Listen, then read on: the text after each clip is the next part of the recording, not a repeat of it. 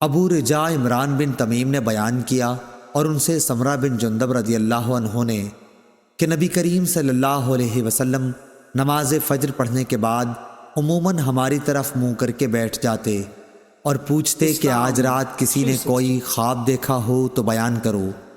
راوی نے کہا کہ اگر کسی نے کوئی خواب دیکھا ہوتا تو اسے وہ بیان کر دیتا اور آپ اس کی تعبیر اللہ کو جو منظور ہوتی بیان فرماتے۔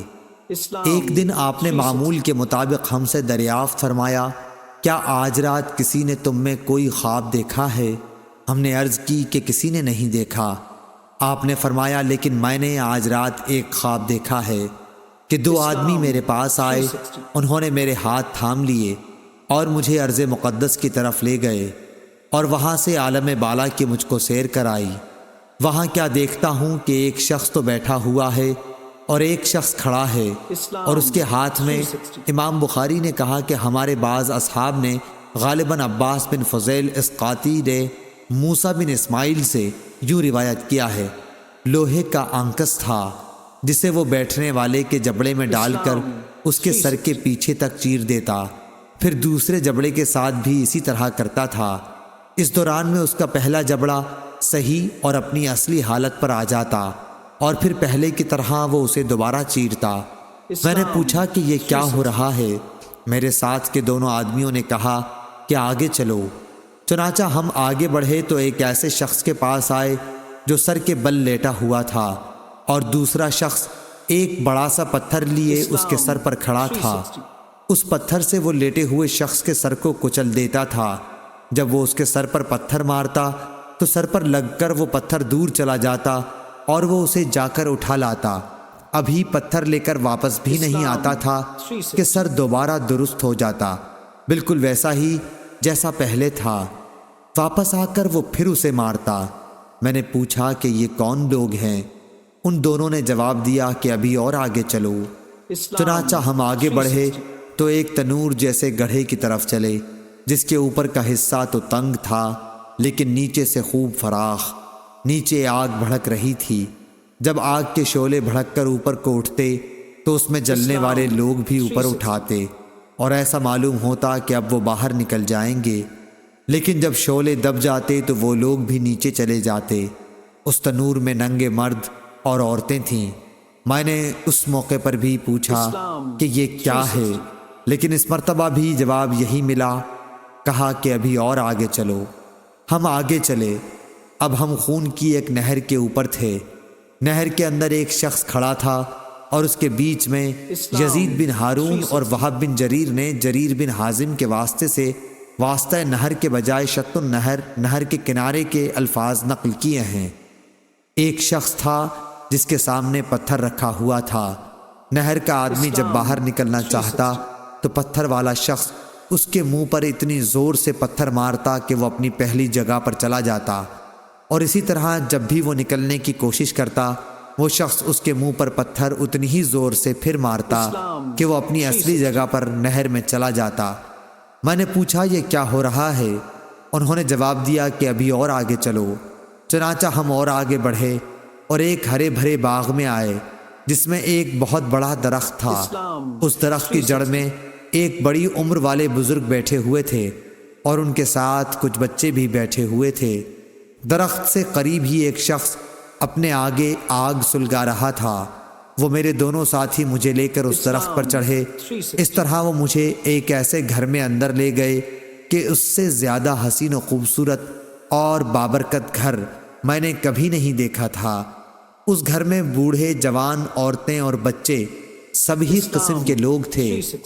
میرے ساتھی مجھے اس گھر سے نکال کر پھر ایک اور درخت پر چڑھا کر مجھے ایک اور دوسرے گھر میں لے گئے جو نہایت خوبصورت اور بہتر تھا۔ اس میں بھی بہت سے بوڑھے اور جوان تھے۔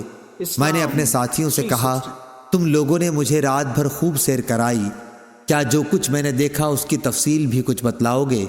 انہوں نے کہا ہاں، وہ جو تم نے دیکھا تھا اس آدمی کا جبڑا لوہے کے آنکس سے پھاڑا جا رہا تھا تو وہ جھوٹا آدمی تھا جو جھوٹی باتیں بیان کیا کرتا تھا۔ اس سے وہ جھوٹی باتیں دوسرے لوگ سنتے، اس طرح ایک جھوٹی بات دور دور تک پھیل جایا کرتی تھی۔ اسے قیامت تک یہی عذاب ہوتا رہے گا۔ جس شخص کو تم نے دیکھا کہ اس کا سر کچلا جا رہا تھا تو وہ ایک ایسا انسان تھا جسے اللہ تعالیٰ نے قرآن کا علم دیا تھا، لیکن وہ رات کو پڑا سوتا رہتا اور دن میں اس پر عمل نہیں کرتا تھا، اسے بھی یہ عذاب قیامت تک ہوتا رہے گا۔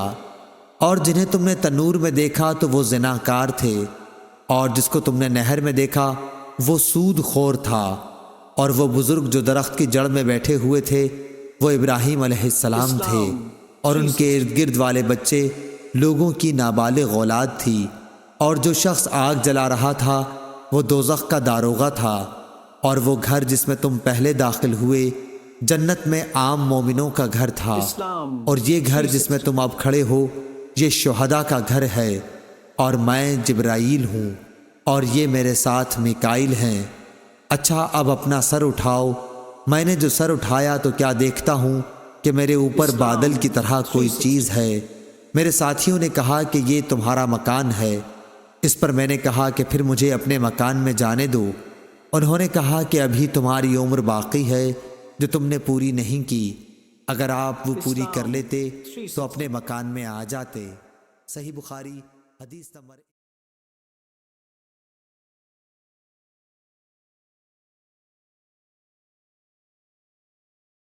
عبداللہ بن عتبہ سے روایت ہے، انہوں نے کہا کہ میں حضرت عائشہ رضی اللہ تعالی عنہا کی خدمت میں حاضر ہوا اور کہا کاش رسول اللہ صلی اللہ علیہ وسلم کی بیماری کی حالت آپ ہم سے بیان کرتیں تو اچھا ہوتا۔ انہوں نے فرمایا کہ ہاں ضرور سن لو۔ آپ کا مرض بڑھ گیا تو آپ نے دریافت فرمایا کہ کیا لوگوں نے نماز پڑھ لی؟ ہم نے عرض کی جی نہیں یا رسول اللہ، لوگ آپ کا انتظار کر رہے ہیں۔ آپ نے فرمایا کہ میرے لیے ایک لگن میں پانی رکھ دو۔ حضرت عائشہ نے کہا کہ ہم نے پانی رکھ دیا اور آپ نے بیٹھ کر غسل کیا، پھر آپ اٹھنے لگے لیکن آپ بے ہوش ہو گئے۔ جب ہوش ہوا تو پھر آپ نے پوچھا کہ کیا لوگوں نے نماز پڑھ لی ہے؟ ہم نے عرض کی نہیں حضور، لوگ آپ کا انتظار کر رہے ہیں۔ آپ نے پھر فرمایا کہ لگن میں میرے لیے پانی رکھ دو۔ حضرت عائشہ رضی اللہ تعالی عنہا فرماتی ہیں کہ ہم نے پھر پانی رکھ دیا اور آپ نے بیٹھ کر غسل فرمایا، پھر اٹھنے کی کوشش کی لیکن دوبارہ پھر آپ بے ہوش ہو گئے۔ جب ہوش ہوا تو آپ نے پھر یہی فرمایا کہ کیا لوگوں نے نماز پڑھ لی ہے؟ ہم نے عرض کی کہ نہیں یا رسول اللہ، لوگ آپ کا انتظار کر رہے ہیں۔ آپ نے پھر فرمایا کہ لگن میں پانی لاؤ، اور آپ نے بیٹھ کر غسل کیا، پھر اٹھنے کی کوشش کی لیکن پھر آپ بے ہوش ہو گئے۔ پھر جب ہوش ہوا تو آپ نے پوچھا کہ کیا لوگوں نے نماز پڑھ لی ہے؟ ہم نے عرض کی کہ نہیں یا رسول اللہ، وہ آپ کا انتظار کر رہے ہیں۔ لوگ مسجد میں عشاء کی نماز کے لیے بیٹھے ہوئے نبی کریم صلی اللہ علیہ وسلم کا انتظار کر رہے تھے۔ آخر آپ نے حضرت ابو بکر رضی اللہ تعالیٰ عنہ کے پاس آدمی بھیجا اور حکم فرمایا کہ وہ نماز پڑھا دیں۔ بھیجے ہوئے شخص نے آ کر کہا کہ رسول اللہ صلی اللہ علیہ وسلم نے آپ کو نماز پڑھانے کے لیے حکم فرمایا ہے۔ ابو بکر رضی اللہ تعالیٰ عنہ بڑے نرم دل انسان تھے۔ انہوں نے حضرت عمر رضی اللہ تعالیٰ عنہ سے کہا کہ تم نماز پڑھاؤ، لیکن حضرت عمر رضی اللہ تعالیٰ عنہ نے جواب دیا کہ آپ اس کے زیادہ حقدار ہیں۔ آخر بیماری کے دنوں میں حضرت ابو بکر رضی اللہ تعالیٰ عنہ نماز پڑھاتے رہے۔ پھر جب نبی کریم صلی اللہ علیہ وسلم کو مزاج کچھ ہلکا معلوم ہوا تو دو مردوں کا سہارا لے کر، جن میں ایک حضرت عباس رضی اللہ تعالیٰ عنہ تھے، ظہر کی نماز کے لیے گھر سے باہر تشریف لائے، اور ابو بکر رضی اللہ تعالیٰ عنہ نماز پڑھا رہے تھے۔ جب انہوں نے حضور صلی اللہ علیہ وسلم کو دیکھا تو پیچھے ہٹنا چاہا، لیکن نبی صلی اللہ علیہ وسلم نے اشارے سے انہیں روکا کہ پیچھے نہ ہٹو۔ پھر آپ نے ان دونوں مردوں سے فرمایا کہ مجھے ابو بکر کے بازوؤں میں بٹھا دو۔ چنانچہ دونوں نے آپ کو ابو بکر رضی اللہ تعالیٰ عنہ کے بازو میں بٹھا دیا۔ راوی نے کہا کہ ابو بکر رضی اللہ تعالیٰ عنہ نماز میں نبی صلی اللہ علیہ وسلم کی پیروی کر رہے تھے، اور لوگ ابو بکر رضی اللہ تعالیٰ عنہ کی نماز کی پیروی کر رہے تھے۔ نبی کریم صلی اللہ علیہ وسلم بیٹھے بیٹھے نماز پڑھ رہے تھے۔